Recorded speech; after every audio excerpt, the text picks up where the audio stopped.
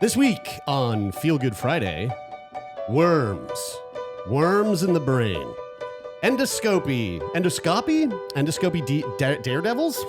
Delta flight has a medical emergency, and what would you do if you found a dinner plate in your belly? I feel like it was, I thought it was a lot shorter than it was, but that last one. Yeah, you were really hanging out at the beginning. I was hanging out. I'm a little rusty, guys. I have to admit. It's nice to have the whole squad back. Yeah, I'm guys. a little rusty. I just got back from Portugal. Obrigado. That's the only thing I learned there. Obrigado and Deish. What's Deish? Deish. There's a lot of shh. They don't pronounce their S's are all shishes. And their R's are all H's. Yeah, Yeah. so Deish is not the sound of my fist bouncing off some fucking Good Deish, good Deish, good Deish. Deish is 10. I will take Deish more pastel de nata, please. I ate. That was pretty good. That Thank sounded you. pretty Yeah, good. pastel de nata. I ate Isn't so Donata many thank egg tarts. No. Well, not in. Is Donata? Obrig- Is that in Spanish? No, what's Donata with you? What? Yeah. Pastel Am I de the only one who doesn't even think that made any sense? Yeah, what's de nata with you? What? What's the matter with Funny, you? yeah. Oh, Come on. That's funny. Come on. it's loose. It's loose. But anyway, if anybody's never been to Portugal, when you go there, the first thing you got to do is just order an egg tart and just never stop ordering egg tarts. I ate probably 500 of them. I'm going to learn to cook them. I'm going to learn to cook them. I'm going to bring them in the studio and fucking feed you guys. Are there eggs in egg tarts? No, I think it's like condensed milk more so. I don't know. Okay. I mean, maybe there is some egg. You but- know I'm a big egg guy. No, so- this is like a treat. This is like it's like a creme brulee in a little fluffy pastry. Oh wow. I felt the That same sounds way nice. Fucks you up. about spring rolls after I was in Thailand and never made them. But I really enjoy cooking and baking, so I probably will. You really enjoy cooking and baking? Yeah. You yourself? Yeah, I cook supper every night for me and my lovely partner. Well, I mean 4 or 5 nights. Jerry, you made the best poke bowl I've ever had. Thanks, brother. It was really good. But I don't know. You don't have to cook a poke bowl. You don't. You just gotta prep it. Anyway, let's get into it. Cook for me. I'm back. I'll make you a poke bowl. Guys, I'm gonna make you pastel de natas, and then I'm gonna come in with some ginger. And the ginger is a little. I drank so much. The ginger it's like a berry liqueur that they just have ginger bars. Like you'll be walking down the street and there's a little hole in the wall. And it's just ginger. They lined up all the same bottle of ginger. There's no options. There's There's no options. It's just you just drink this liqueur. I fucking love Portugal. Anyway, what I don't love is Australia. Just kidding. I've never been. I can't say anything bad about it. But I don't like here's the one thing I loved about Portugal is that while I was there, I didn't have to think about, a rattlesnake biting my nutsack or something. Yeah. Right. Yeah. Or a gigantic spider paralyzing you. Or from giving you a boner for the neck 7, down. the entirety of your vacation. Or a bunch of capybaras Uh, bouncing around. there, yeah. I think that would be a kind of desirable. In Australia, they have a lot of those things. And there was one case recently in Australia that I'm going to warn you, almost everything I've prepped today gives me the heebie-jeebies. Jared, I think you're making me allergic to something. I think you brought something back from Portugal. It's called a relaxed energy and a slight tan. I'm stressed. So a live worm was found in an Australian woman's brain, and this is the very first world recorded discovery of this. Mm-hmm. How did it get it? Dude, just wait till you find out how. I think I saw something about this already, and I remember after learning about this, I tried to wipe it out of my brain, and I think I did a pretty good job at that. And but now it's just going to slither its all way coming- back into your brain, just like this worm did to it's this all lady. just wriggling. You know its what way back in. I tried to get out of my brain since yesterday. We had a conversation with somebody yesterday, and the word degloved Oh God, dude. was Oh, used yeah. twice. Yeah. It's And degloved is bad. and it made me squirm. Yeah. It made me squirm like a worm. So this was from Canberra. It was a fairly regular day on the ward for Canberra Hospital Infectious Diseases. Canberra. Canberra. I think it's now Can- Australians out there rate me Canberra. Canberra. Canberra. No, it's Canberra. capybara. Physician Sanjaya Senanayake was hanging out, and a neurosurgeon colleague called him and said, "Oh my God, you wouldn't believe what I just found in this lady's brain.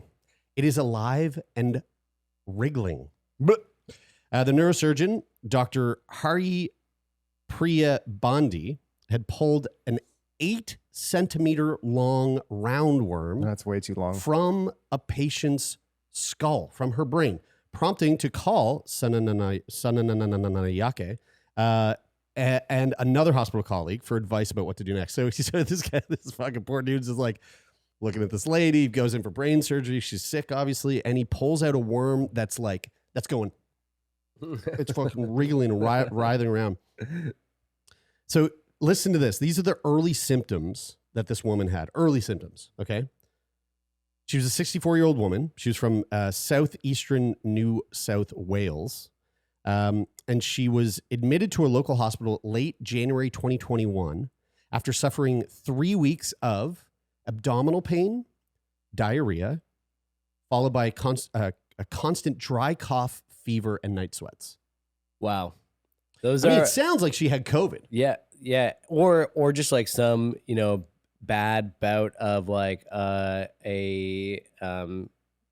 food poisoning. Food poisoning followed by a cold. Yeah, right. Or just like a really bad fever. I feel like my whole life I've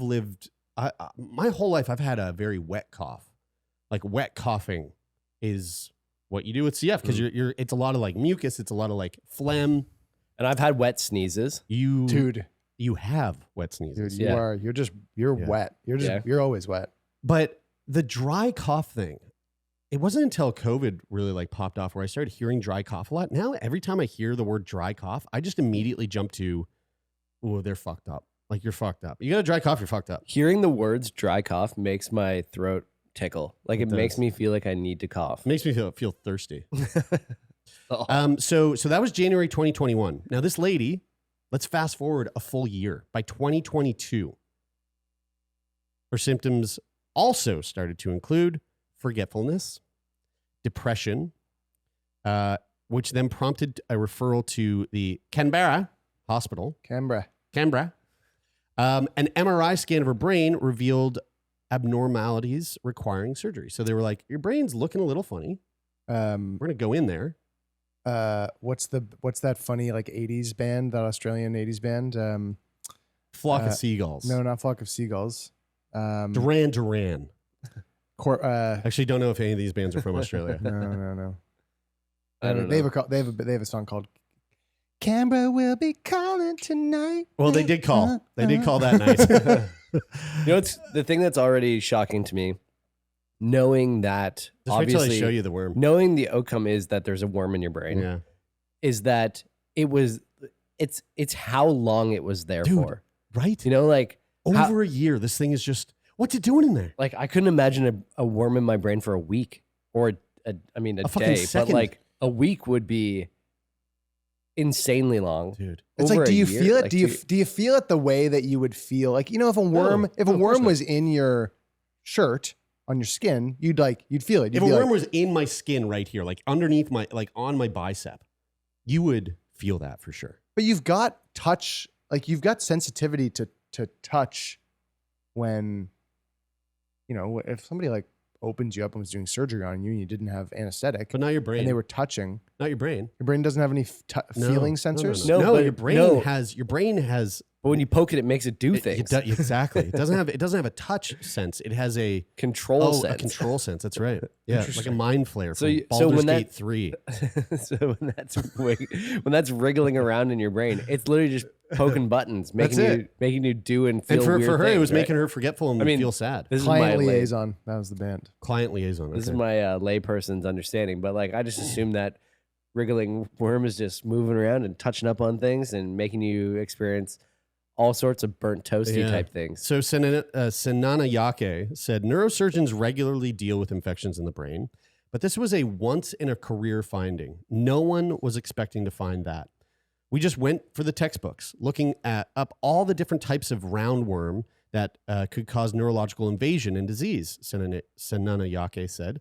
Their search was fruitless, and they looked outside for they looked to outside experts for help. Quote, Canberra is a small place, so we sent the worm, which was still alive, in her brain, was in there for fucking over a year. They sent it straight to the laboratory of a CSIRO scientist, which is the Commonwealth Scientific and Industrial Research Organization, who's very experienced with parasites, Senanayake said. The specialist just looked at it and said, and I quote, "Oh my goodness, this is a Ophidascaris robertsi." Wow. Wow. No. No. No. An Ophidascaris, No.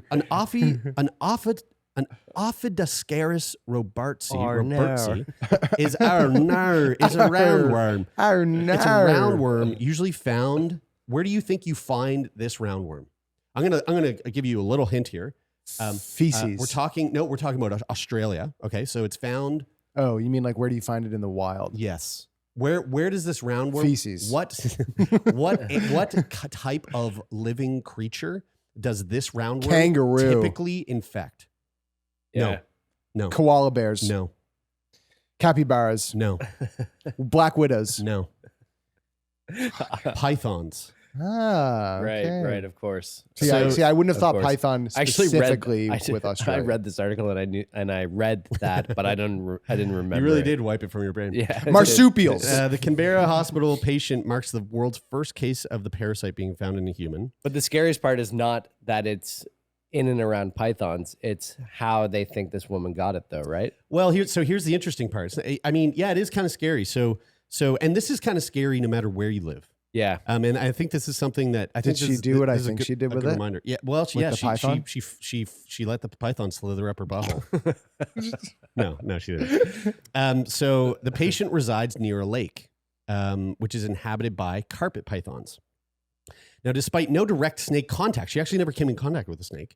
She often collected native grasses, including warrigal greens from around the lake. Warrigal. To use in cooking. So she was collecting shit. Like sweet grasses. Yeah, sweet grasses and stuff, and using it in her very, I'm sure, very delicious, like Thai basil soup or something that she's making. And Got to clean your grasses. didn't clean her grasses. So, which made me think about the amount of times that when I'm making like a stir fry or something, I've got like peppers in the fridge or like, I don't know, kale or something. I don't usually wash it. I usually just go, I'm going to cook it. Me too. It's going to be cooked. That's why it's a travel no to in a lot of places, most places, to not eat Avoid fresh fruits and vegetables. to not eat like salads that or something like that, like stuff that hasn't been Sometimes it's even if it has been washed though too, because the water you don't know, depending on where you are, obviously. And also even not even necessarily that the water is not like quote unquote safe to drink, but it's not safe for you to drink. Yeah, exactly. Right. It's like you're not I got sick when all the like indigenous folks just white man lands on the land and they're like, hello, shake hands, and all of a sudden they're like, we didn't have the plague over here. Yeah, you guys are now giving us well, fucking. When I was in India, like the people that live there can drink the water no problem. You show up, you drink the water, and you're like, ooh, my tummy. Why am I shitting everywhere? Deli belly. Better turn this plane around. Deli belly is very real. Deli belly is very real. And canceled. Can't say that anymore. Can't say deli belly? No, you can. So the doctors and scientists involved in her case hypothesized that the python may have shed the parasite via its poop in the grasses, and they believe the patient was probably infected with the parasite from touching the native grasses while transferring the eggs to food or a kitchen utensil after eating the greens. Gross. Now, Senanayake, who is also an infectious disease expert based in the Australian National University, said the patient needed to be treated for other larvae that might have invaded other parts of her body, such as her liver. But given no patient had ever been treated for the parasite before, care was taken. Some medications, for example, could trigger inflammation as the larvae died off, and inflammation can be harmful to organs such as the brain, so they needed to administer medications to counteract any dangerous side effects. It was like they were really playing like Jenga with this lady's body. You know what the worst part about this entire story is? Everything. Is that they found the worm in her brain, and they were like, hey, you've got a worm in your brain. And they were like, we don't know exactly what to do, so it's just going to have to sit there for a bit. And so like when they went off to like find out what they had to be doing, that woman knew that there was a worm wriggling around. Yeah. No. They pulled the worm out. No, they just left it. You know what they did? They just gave her a bunch of forget-me-nots. Right, this is it right here. I mean, it really is a worm. Like when I read the story, I thought it was like, you know when you think about parasite, you think of something that's like super small, very small and very thin, and almost like you got to look at it through a microscope. No, this thing is like, that's the type of worm that you see that like comes up. Earthworm, dude. That's that's a fucking earthworm. Like you know when it rains and at a certain time of year, I think in the fall, and like all of a sudden there's like 1,000 worms on the road. The birds are going ham. That's actually how they got it out. They just sprayed her with the hose. Yeah. And just fucking wriggled out. Just wriggled out. Yeah. Sent her out in the rain for a bit. Well, that was fucking gross. Right?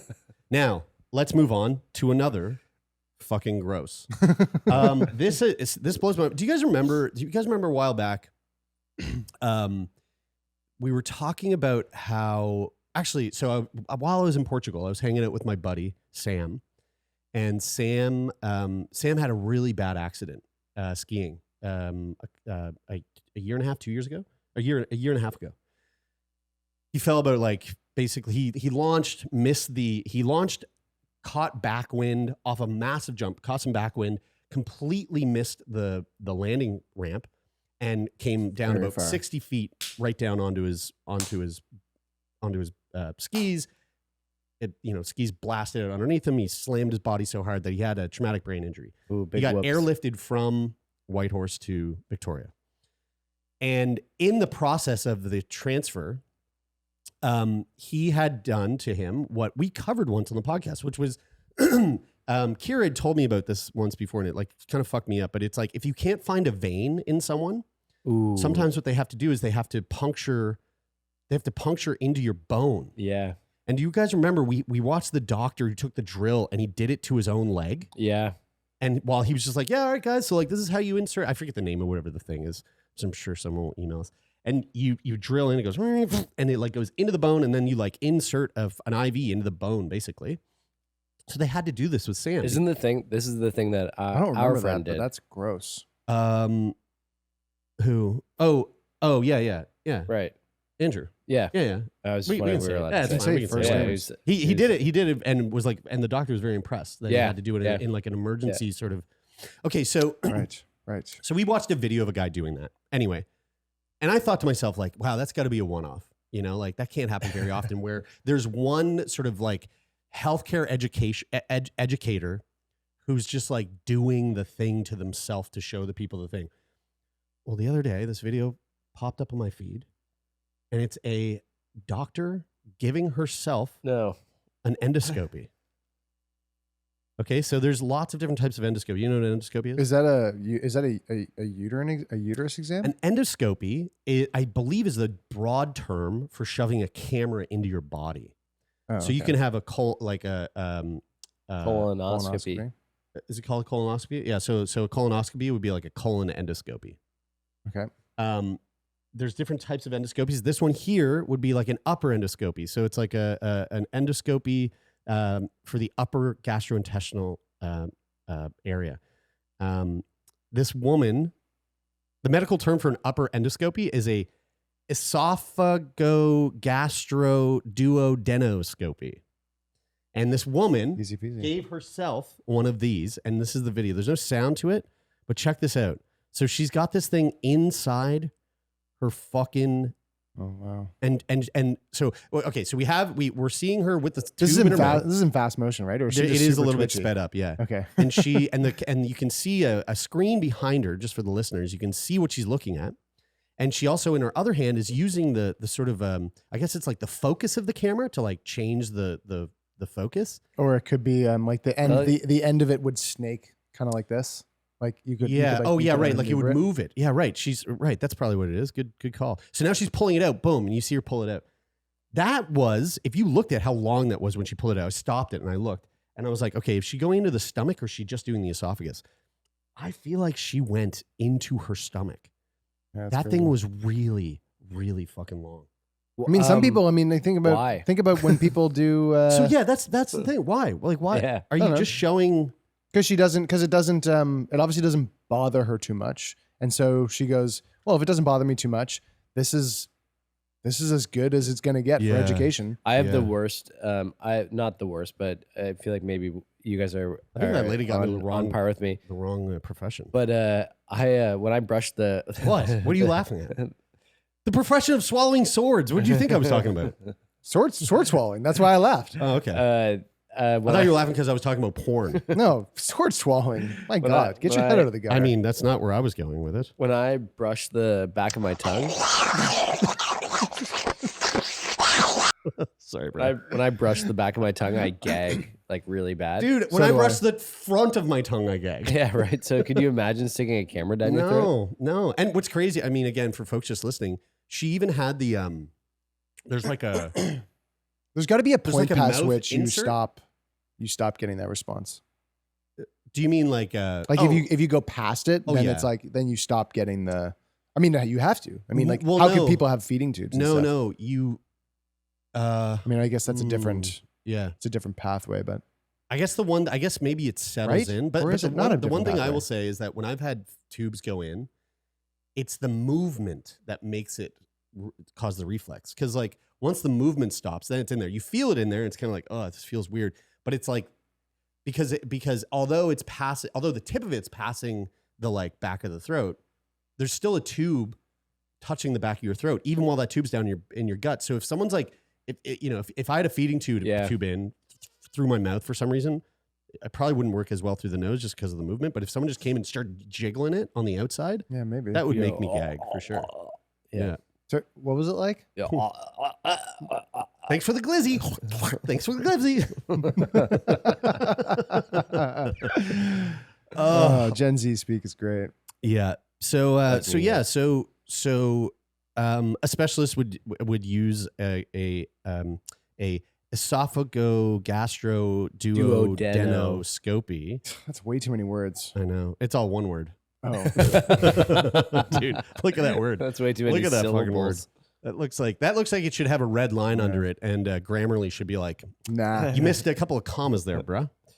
Yeah. But how crazy is that? So like, it makes me wonder, like, what other, what other medical educators are out there doing other sorts of like procedures like this, or demonstrating what the procedure looks like on a patient that are outside of a endoscopy and like the bone drilling? We learned yesterday or the day before that there's only one medical procedure that doesn't require that he could think of off the top of his head.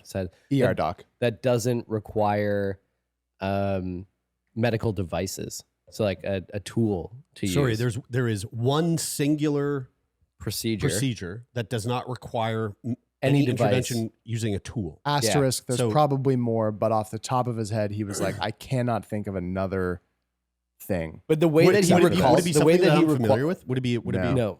Oh, okay. No, but it's something that we were like, oh fuck. Basically, it's a procedure that is used to treat vertigo, and they take your head, and it's called some guy's name or whatever, the something maneuver or something. Yeah. And you take the head and you like basically move it in this pattern that releases whatever the air bubble or thing is that's in your. It's like a balance reset. Yeah, and it just sort of like it cures you. Like it works. It just works. I mean, maybe. Apparently. That would be the least invasive way. Epley maneuver. Epley maneuver, is a simple, non-invasive approach to treating benign paroxysmal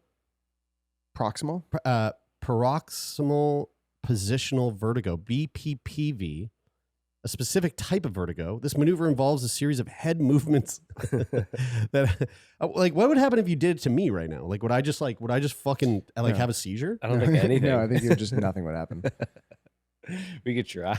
It's like the photos. It reminded me of hilarious. It reminded actually in the moment when we were saying it, I said, "Oh, it's kind of like blowing on a Nintendo cartridge." Yeah. But then actually, right. when I think about that a little bit more, I think it's actually more like putting in a cheat code, where you just like I just press a series of buttons and then like the thing happens.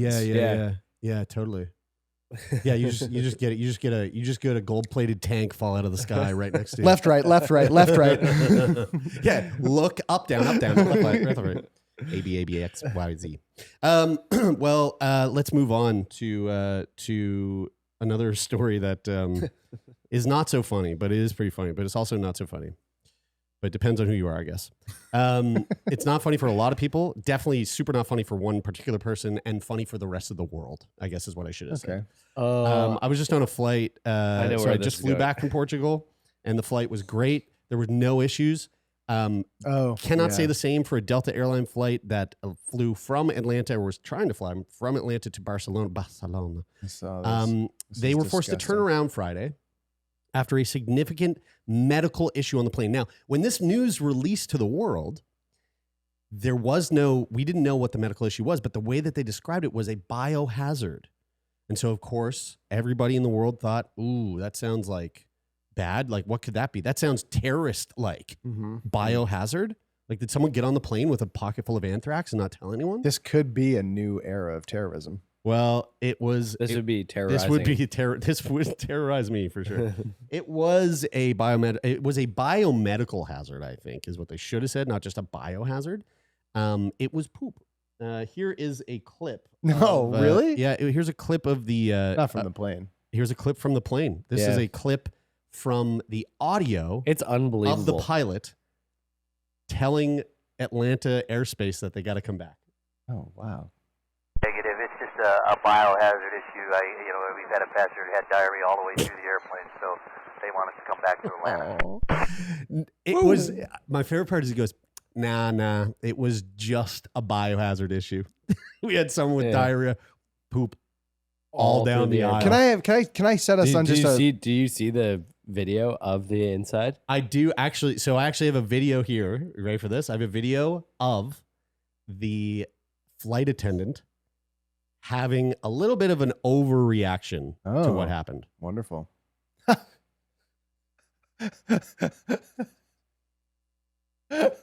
Dude, one of my favorite, dude. That movie is so horrific, except for that.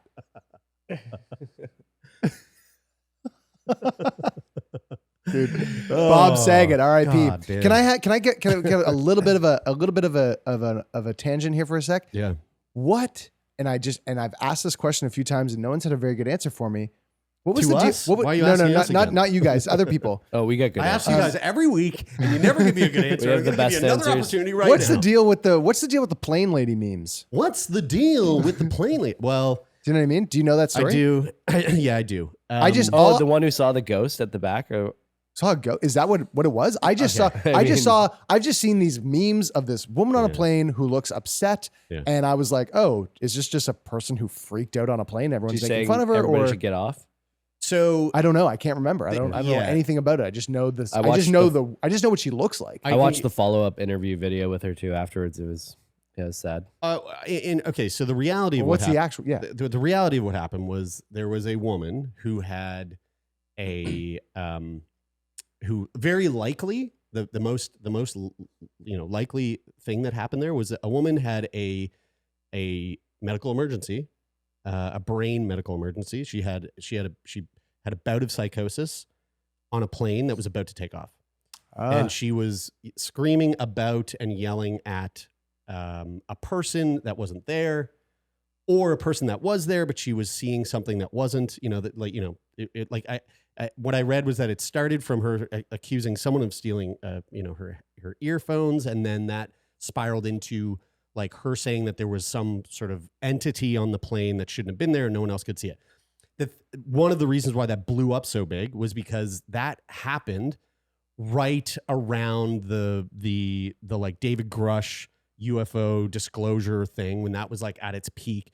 And so it caught wind on a lot of like conspiracy theory like Reddit pages and websites about this woman seeing like an NHI on a plane and nobody else could see it. And then of course it just like blew up. Jer's perspective is very like coming from being in those message boards. I mean, I'm on all those message boards, so I see the stuff where I go, that's actually something that I'm curious about and interested in, and then I see the stuff where I go, that's quackery. The sad thing is a fascinating place. The sad thing for me was like the reason why I watched the follow-up interview was I was surprised they were interviewing her so soon after, because it seemed like to me watching the video the first time, I was like, oh, that looks like a medical emergency, like you said, and then seeing a news organization pursuing this person to like have an interview to like get to the bottom of what she was experiencing like 24 hours later was fucking crazy to me that they would do that. There wasn't enough news coming out about Trump and his like indictment, so they were like, let's throw the crazy lady on the plane. Yeah. That's like they should have the like news is dumb. like the UFC Anyway. like the UFC has a rule around not interviewing fighters who have been knocked out. That's right. Yeah. And it was like, it was like there should be a rule generally in the news where it looks like if someone has a brain medical emergency that you don't pursue them for a follow-up interview days after. Soon. But I just want to say about the diarrhea. Or really at all. The thing about the diarrhea plane that is actually really sad is that this person had that medical emergency and then had to sit on the plane in that situation for 2 hours while they returned back. They must have been able to do something with like cleaning, helping them clean. Here's a couple tweets from John Hurd. Both my wife and I were on the flight. It was a mess. The pilots made the right decision to turn around. The ground crew ripped out the carpet and put new in. Considering the circumstances, the ground crew did a great job, along with the attendants and the pilots. Somebody else said, DW, said, my partner was on that flight. It was pretty bad. It was dribbled down the aisle, smelled horrible. The vanilla scented disinfectant used on it only made it smell like vanilla shit. After the plane landed, it was thoroughly cleaned. They didn't leave until around 2:30 a.m. You know what this actually reminds me of, for real, no joke, is when I came back from Morocco with Tigme, which is a dog that is a 6-month-old dog that I came back from Morocco with in 2018. 2018 or 2019. And he was a street dog and literally went from being a street dog to within 24 hours was on a flight to Frankfurt, stayed in a hotel that night, was very much so like hyper stressed about the change of environment. Yeah. And I was taking him outside to use the bathroom late at night, had to get up for a super early connecting flight to Montreal the next morning. And as I was walking down the hallway, I just felt a tiny little bit of tension on the leash, looked back, and he was half squatting, smearing diarrhea on the carpet floor of the hotel, like floor hallway. Yeah. And I just looked at it and I was like, ooh. You didn't even tell the hotel staff. I looked around. I looked around for cameras, and I went, not my problem. I was like, it's 1 a.m. right now. What do I do? Not my problem. I went down. Then I was like, I can't just leave this here. I did consider it. I went downstairs to the front desk, and I was like, hey, listen, I've got this dog here. He is a street dog from Morocco. I've had him for 24 hours. This is his first day not living in a garbage pile, and he had diarrhea in the hallway. And they were like, oh, they were so nice about it. They were like, oh my God, it's totally fine. Don't worry about it. This is in Frankfurt. They were like, oh, don't worry. It's totally fine. Yeah. It just smells. Yeah. Everything was got to clean it up. Everything was super hypersexualized. Please tell me which floor. Yes, I want to clean this up right now. Oh. And then as I was describing it to them at the front desk, Tigme squatted down and shit right there on the floor in front of them. Oh no, it's very bad. I've cleaned this one up first. Maybe you turn around or walk up the stairs. I'll clean it myself. You do not look back. Whatever you do not look at me, Valley. You have a great German accent. Yeah, that's the only accent I can fucking do. The crazy thing about the plane is that the poop was like all down the aisle. That's like so it was it makes me think because the insane. person was probably trying to get to the bathroom. the person was probably in the last seat. They had like C. diff or something, and they stood up and they went to the front. They were like, I got to use first class bathroom because this is a first class problem. And they went right up the aisle, and then they got to the top and they went, well, I'm empty. And it's no longer a problem. You And should they look turned at the, like, I'll show you a picture. around. Right now. Unfortunately, they actually released the name of the crazy. patient, and his name was Tigme. I was like, let's my dog. let's move on here. So again, we should just call this episode the fucking gross out, the ick, new ick discovered. Yeah, shitting on a plane. This last story, I actually I was prepping this morning. Have you guys ever had diarrhea on a plane? Yeah, actually on the flight to Portugal. Oh, yeah, it was awful. Yeah, it's not good. I probably shat 5 times on the flight to Portugal, and I was so bummed out. Yeah. New Zealand woman. Okay, all right. So this is this week's edition of What the Heck? Oh wow. There was a New Zealand woman who discovered. Well, she didn't discover. They discovered a surgical instrument the size of a dinner plate left inside of her after an operation. What? Yeah. How?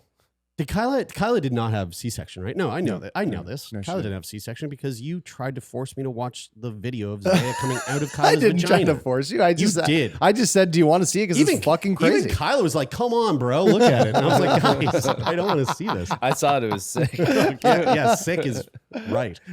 No, cool sick. Yeah, it was cool sick. So this woman had a C-section. Guys, this was so hard for me to prep this morning. I actually can't look at what It's I'm like gonna my show you. mom. Actually, I don't even know if we can put this on YouTube. We might have to blur this out. I don't know. You tell me. But a woman who suffered chronic pain for 18 months, 18 months after undergoing cesarean section, was found to have a surgical instrument the size of a dinner plate inside her abdomen. That is not there's no hyperbole there. This is blown out of proportion. It was literally the size of a dinner plate. I'm going to show you what it was. Not to interrupt you already, but I also just got back from a quick trip to Ottawa, and I packed only a backpack, and I was traveling on Flair Airlines. So you have to be really careful about how much you bring with you because you're only allowed a personal item, not a carry-on. And so like I shoved all of my shit into my backpack, and like when you have a full backpack, it's hard to like when you're trying to seal that back up, you know how much stuff is in there. Yeah. Our human bodies are kind of like that, right? Like, yeah. Like they're full already. Yeah. There's not like a lot of space in there. So if you're putting something like forgetting Things a are dinner malleable, plate, though. They are malleable, and when you see what this device is, I think it'll make sense to you. It doesn't make sense. Let me put it this way: when you're packing your backpack to get on a Flair Air flight, which is fucking, I don't know why you booked with Flair. That was risky. it's actually I actually really like Flair. I guys cannot say the same. It's cheap. When you packed your backpack, and your backpack's full, you know that little laptop case in the back, and you just slide that in there perfectly. It's kind of like this. So what she had inside of her was the Alexis retractor, or an AWR. Do you guys know what an Alexis retractor is? I don't know. I saw the image, but I didn't. You saw the image. I saw the image of what it is. Okay. So this is an Alexis retractor. It looks like the. It looks like. Actually, I'll show you the image of the Alexis retractor in use. It looks like the expandable tunnel that we have for Zaya. Yeah, it does. Right. Exactly. So this is what it would be used in surgery. It is a device. Wow. That is used to spread apart the incisions and hold them apart during surgery. So it like creates a crevice. It looks kind of like Tremors. I mean, this looks like the fucking dune worm coming out from the fucking sand. Is Tremors based on Dune?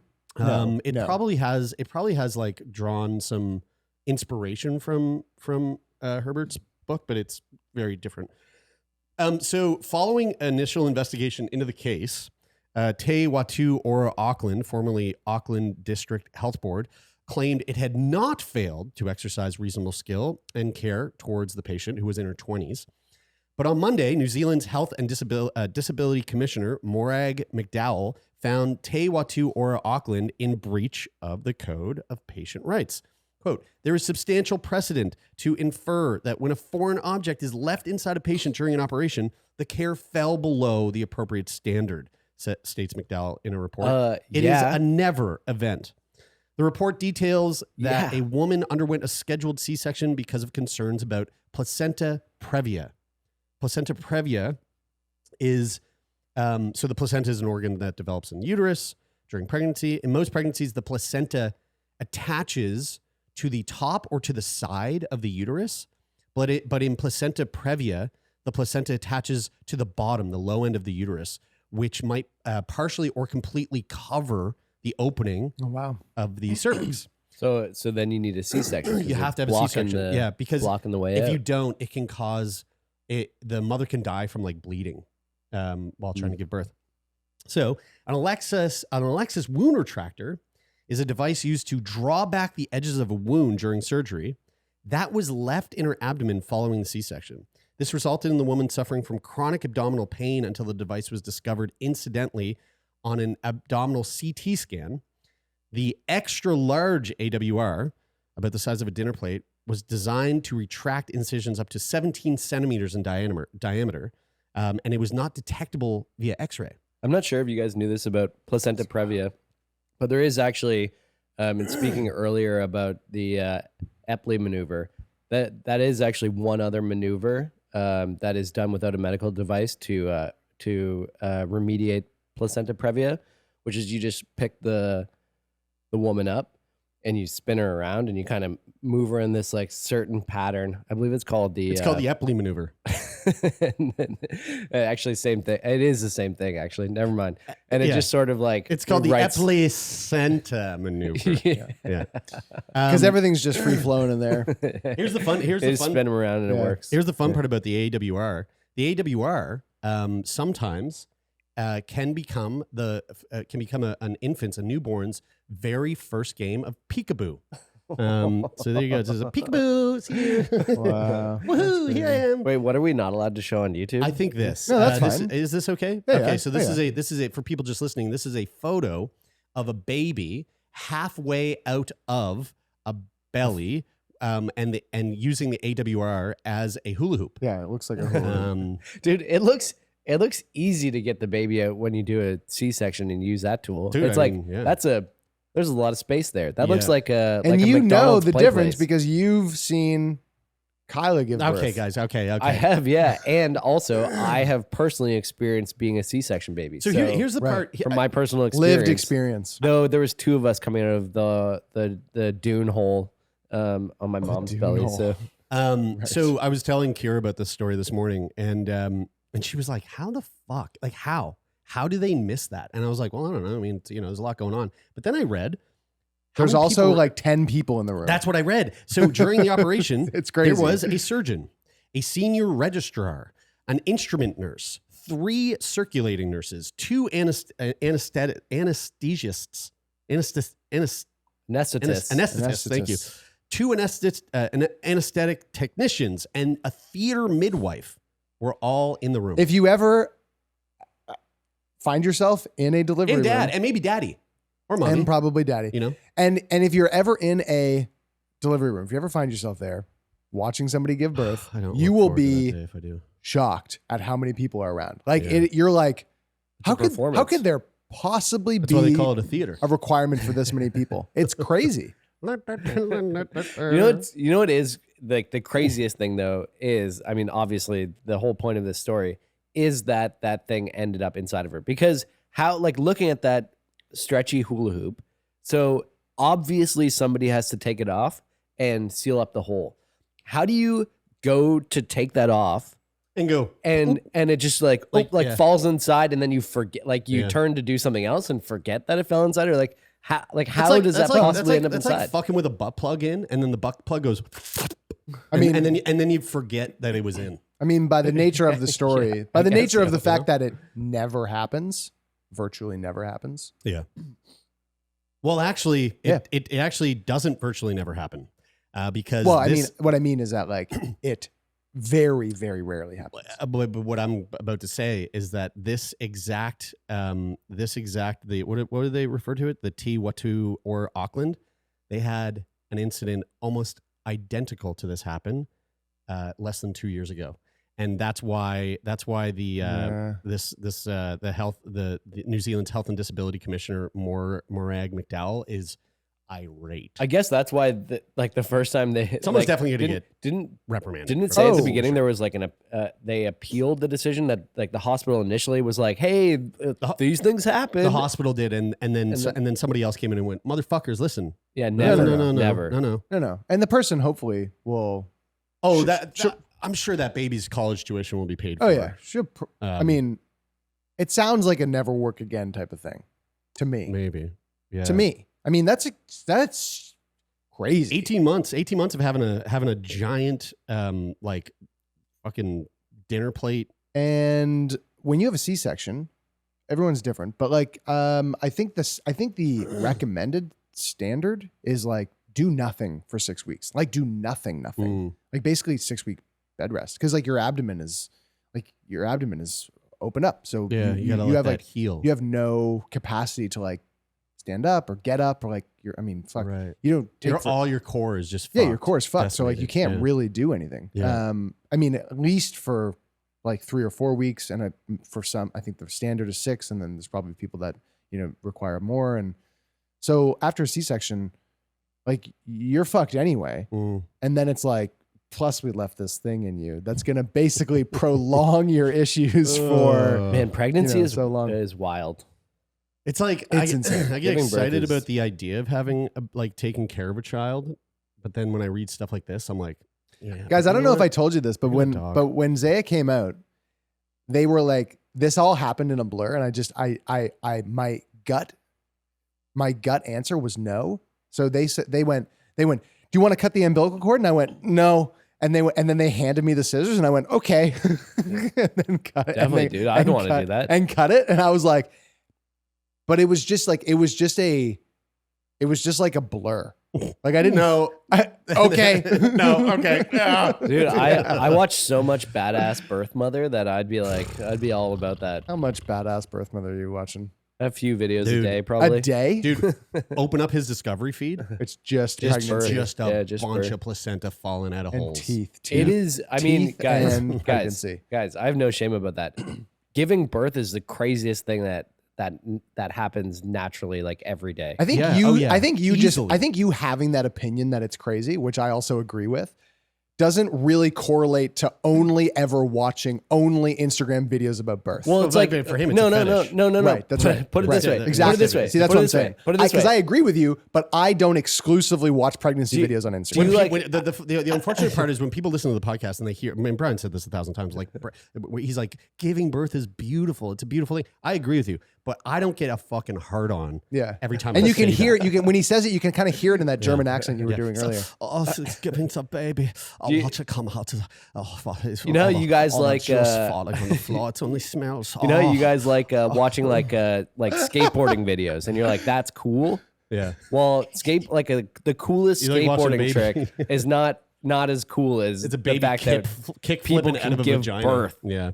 That is the craziest thing. It is I don't disagree with you. I just don't fetishize it. You know how you like watching like really bad skateboarding accidents, like Hall of Meat. Is this just the same analogy you just gave now? I mean, first he was talking about kick flips, and now he's talking about snapping legs. And like you get a bit of both of that when you're watching birth videos, because it's gnarly sometimes, but also it's really beautiful at the same time. And like a great hard flip. And entertaining. Well, folks, that is it for this week, and we hope you enjoyed it. If you want to support the podcast, leave a rating and a review wherever you can do that for podcasts, usually Apple Podcasts and Spotify. Those are the big ones. But if you're one of those weirdos that listen to podcasts off some other fucking thing that I don't even know what the name is, Stitcher, leave a I don't know, star rating if there is one. iHeartRadio. If you're over on Podbean, flick your Podbean. And if you want to support the podcast further, come join our Discord. Lots of fun conversations happening over there. Great community of folks and sickos alike. Some past episode guests have been found their way over there, and you can talk about episode discussions. You can help us produce the podcast by leaving us Feel Good Friday content. It's a great time. So head on over to the Discord link that you can find in the show notes. And if you want to be a guest on the show, or you want to nominate somebody to be a guest on the show, and in that regard, I really mean like Wednesday episodes, authors and professors and researchers and doctors and things like that to talk about science, you can do that by going to sickboypodcast.com and clicking on the form button to fill it. And if you really enjoyed this, the best thing you can do ultimately is tell somebody else that you know and love to go and listen to it.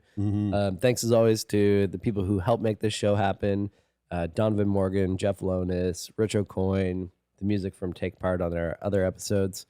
We love all you guys. That is it for this week. I'm Brian. I'm Taylor. And I'm Jeremy. And this is Sick Boy.